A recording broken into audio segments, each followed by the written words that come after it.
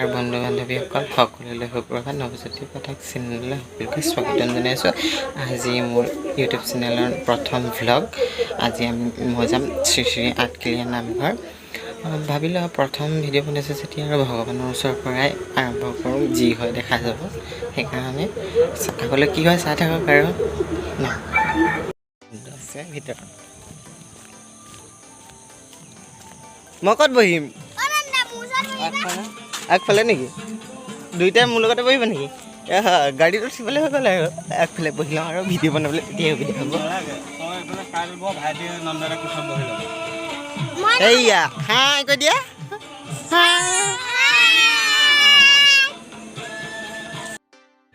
এইয়া driver venue. এইয়া বা এইয়া বা মোবাইলটো দিয়া গান লগাই এয়া বেটা আৰু মই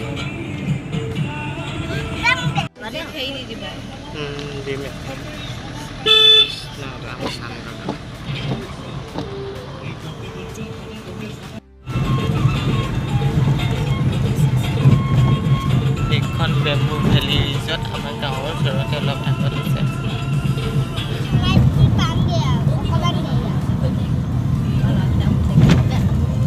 এখন ধনশিৰি দলং পালেই আৰু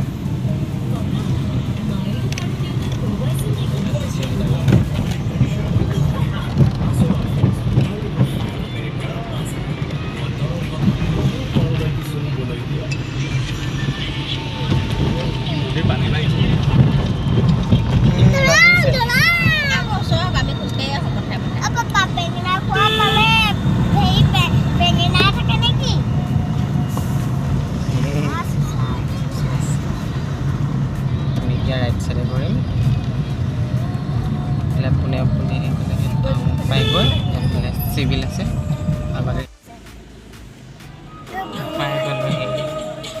শ্ৰীকৃষ্ণ গুৰু দক্ষিণা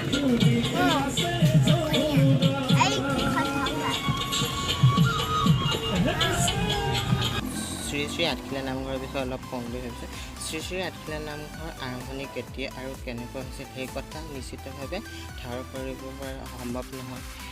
হ'লেও গোলা চাৰ্চ কৰাৰ পিছত উইকিপিডিয়াত অসমীয়া উইকিপিডিয়াত পোৱা যায়। শ্ৰী শ্ৰী আঠখিলীয়া নামঘৰ 1681 চনত আহোম ৰজা গদাপাণিয়ে নিৰ্মাণ কৰাইছিল।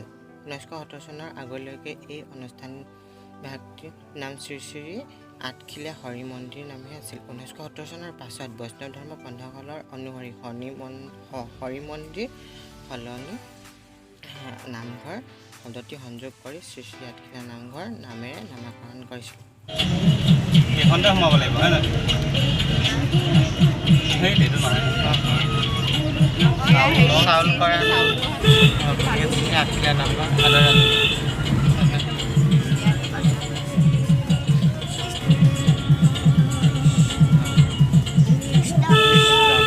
পাই গ'লো আৰু শ্ৰী শ্ৰী আঠখিলীয়া নামঘৰ।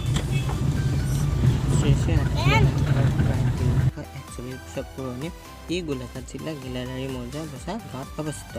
ই গোলাঘাট জিলাৰ গিলাধাৰী, মকৰং আৰু কাকডোঙা এই তিনিখন নদীৰ ওচৰা ওচৰিকৈ থকা সমন্বয় অঞ্চলত অৱস্থিত।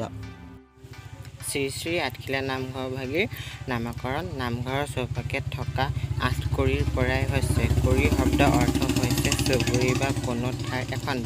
এই 8টা কৰি ৰাইজে একেলগে সমাজ পাতি ধৰ্মীয় কাৰ্য পালন কৰি খোৱা লোৱাৰ ব্যৱস্থা কৰাৰ বাবে আঠখিলীয়া নামেৰে পৰিগণিত হৈছে। অসম বুৰঞ্জীৰ মতে আহোম স্বৰ্গদেউসকলে প্ৰণালীবদ্ধভাৱে কৃষি জনা লোকক বাদ দি প্ৰসাৰণমুখী কৃষি কৰিবৰ বাবে পাইক প্ৰথা ব্যৱস্থা কৰিছিল। পাইকৰ ওপৰত থকা ডাঙৰ ডাঙৰ গোটৰ সমষ্টি খেলক বুলিছিল।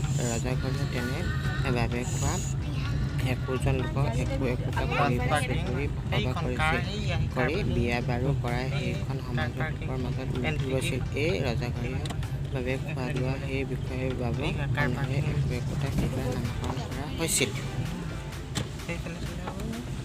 এইফালে তেতিয়া উলিয়াবলৈ ভাল হ'ব ন?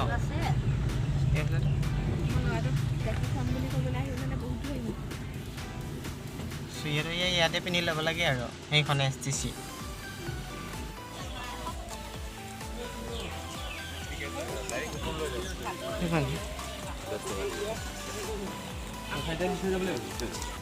মায়ে চাহ কৰিছে আগত আছে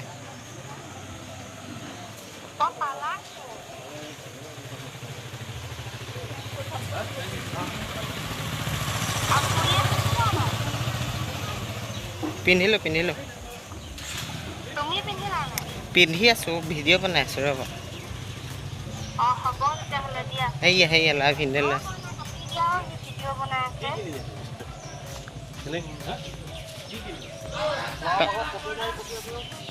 অঁ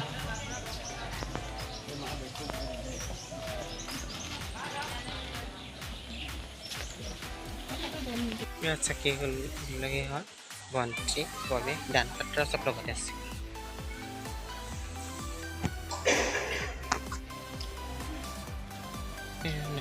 মূল দুৱাৰ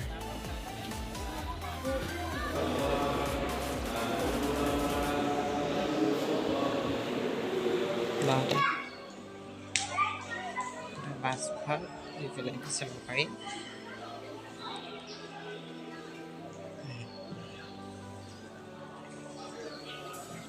কাছাও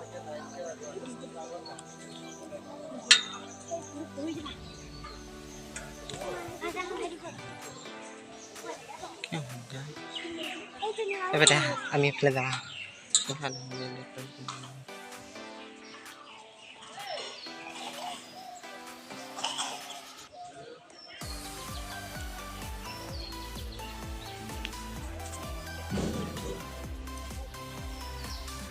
বকাৰ চকাৰ লৈ চব ৰেডি যাবলৈ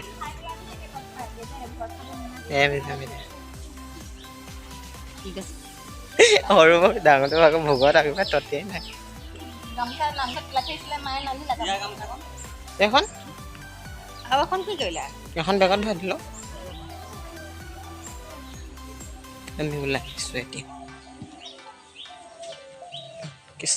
মাহে এটা ল'লে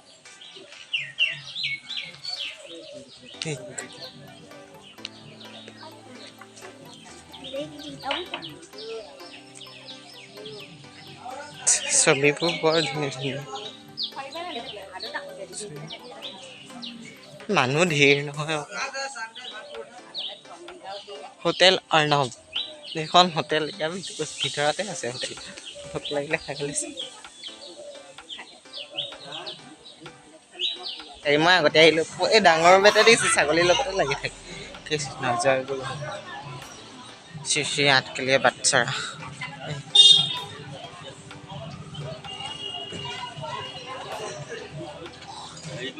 আমি নামঘৰৰ পৰা ওলাই আহিলোঁ খাওঁ বুলি কৈছে মা পাকঘৰ হোটেলখন আমি ইয়াত ভাত পৰঠা পোৱা চাই গ'ল পুৰি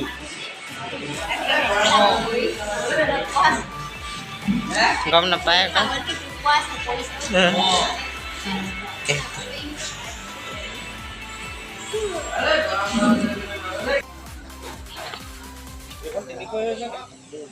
এখন কিতাপৰ মাহঁতে ক'বাতে আগতে আছে গৈ আমি কিতাপ পিছতে বিচাৰতে এইফালে থাকিয়ে আহিছিলোঁ